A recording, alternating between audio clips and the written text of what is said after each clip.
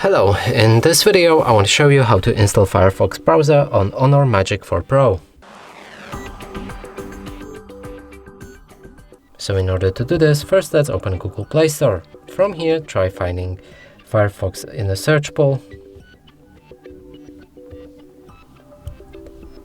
Select this app and install it.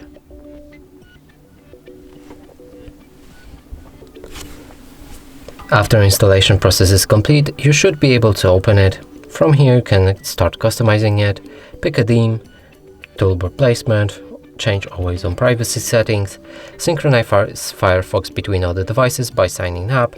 You can also read the privacy notice, and when everything is done, click on start browsing. Let's open any website, and as you can see, it works perfectly. And that's it for this video. Hope you like it. Please consider subscribing to our channel, leave a like and a comment below.